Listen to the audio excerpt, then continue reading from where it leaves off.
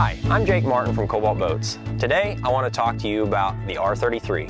I want to give you a walkthrough and show you some of the key components and features that you will find on this boat. I want to get you up to boating safely and happily aboard your new R33.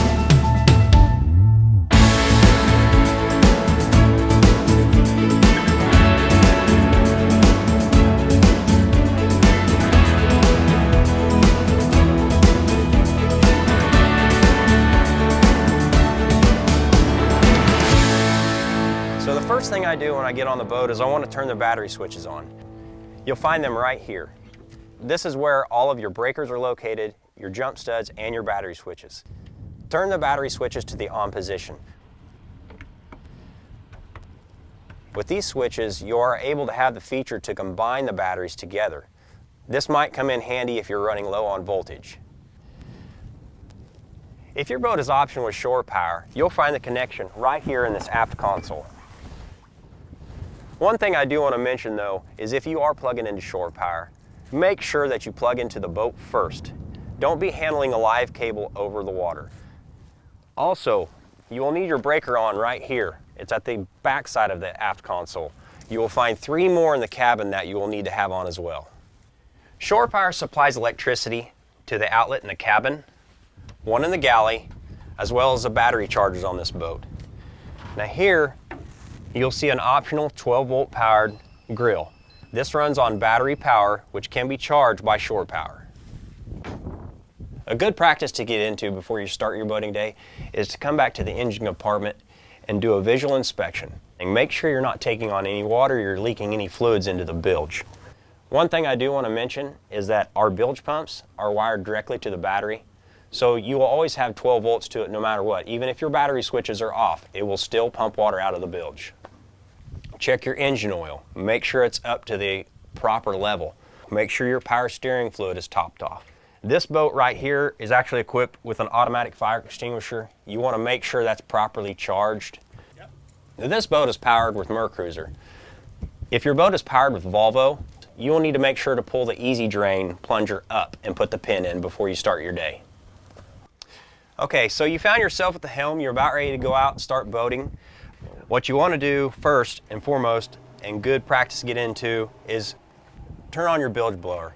Let it evacuate the bilge if there are any fumes that start to accumulate in there, and get them out of there. You do not want to fire your engines off with there being fumes in the bilge. Once you're doing that, letting it run for a little while, you can go ahead and key up your screens, key up everything, let it start booting up. Now, these glass cockpits will take just a little bit to boot up. It won't take a very long time. We'll get them booted up and we'll start seeing data on the screens. With these Garmins, they are fully customizable. There are several screens you can go into, set it up however you want. If you find yourself wanting to go back to your Cobalt factory presets, simply hit Home and Smart Mode will take you back to the Cobalt factory presets. Got my phone, I'm going to put my phone on my phone charger. I'll get that going. I'm going to adjust my tilt steering to whatever I want, whatever I like. I'm just about ready to fire off my engines. And here we go. You do not have to hold this key down. All you have to do is twist it, let it do its work. Both engines are fired up. The one thing you do want to note, you do want to pay attention to, is your oil pressure and your water temperature. Make sure they are operating in the normal ranges of which they should be. I want to talk about the new ERC Premier Control for Mercury. This is a DTS, digital throttle and shift. There is no cables, it is fly-by-wire. This actually incorporated a bit of the vessel view in this as well. There are several functions you'll have. You'll have active trim on this, you'll have single lever, but everything is electronic. There are no cables here. Simply hit throttle only, you're working your throttle only. You can start and stop the engines from right here on the side of your control. You can go to single lever, where you can run both engines with one lever. So under this pad, you have your joystick. This is where it's located.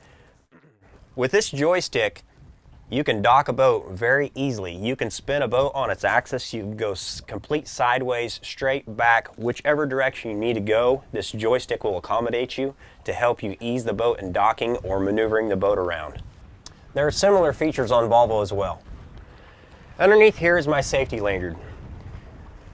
One other good practice to get into is clipping this on yourself when you're boating. What's going to happen is, if I get thrown out or if I fall or something, get away from this, my safety lanyard is going to throw and you should hear a buzzer go on. What that's going to do is it's going to kill the engines and stop the boat. The helm seat has an adjustable bolster. I like to sit in the higher seated position. However, you may want to sit in a lower seated position. It's extra wide, got plenty of room here. You also have an electronic adjustable seat here. You want to move it a little forward or a little bit further back, find what you like. Moving on to the port side passenger helm seat, I want to let you know that this thing swivels 135 degrees to face everything behind you, see what's going on. It also has an adjustable bolster, just as the helm seat does. Moving back to the rear seating of the boat, you have your backrest set in the normal position, facing forward so you can see what's going on, or you can adjust them forward so you can see what's going on at the back. You can sit on a nice big lounge area here.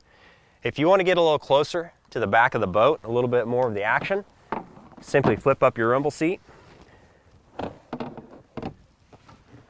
get you a little closer to the back. We also have this neat little center console on friction hinges with cup holders and a wireless phone charger. And remember, no one is to be seated back here while the boat is underway. All right, moving on to the bow area of the R33. As you can see, it's very spacious. A lot of seating up here. And for those of you that want to sit and lounge, you can kick your feet up. You have plenty of storage up here. This storage compartment is very deep. You also have one behind me here at the bow for more storage and is a removable cushion.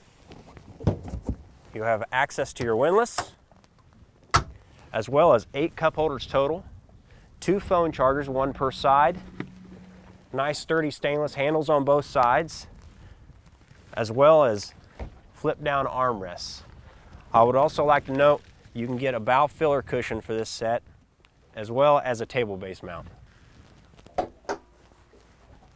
In the cabinet, you'll find out you have plenty of storage, whether it's in the cabinet or under the cushions. You also have a nice seating arrangement in there to watch your smart TV. If you feel like you want to stretch out, simply fold down the filler cushion. Also available on the R33 is air conditioning. It is a 12-volt system that will cool the cabin and cool the head as well.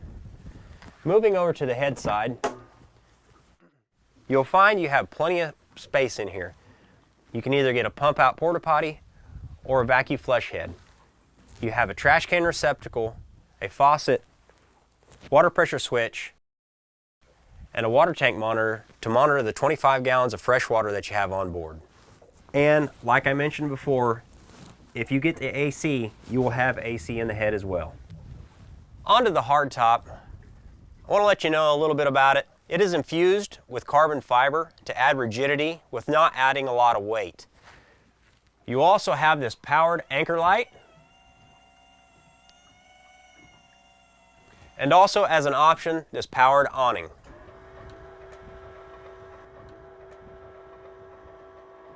Also available is electric folding tower. A simple push of a button will raise and lower the tower while keeping your sunshade parallel to the horizon. Okay, so you find yourself at the back of the boat, and this is where a lot of the fun is had. Now you'll see that this is a full-width platform. There are several options available with this though. You can get your standard platform with a Cobalt swim step or E-step, or you can upgrade to the hydraulic platform with the Cobalt swim step. If you have any questions or need further information, contact your local dealer. They're the experts. I want to thank you for spending some time with me today. Stay safe and happy boating.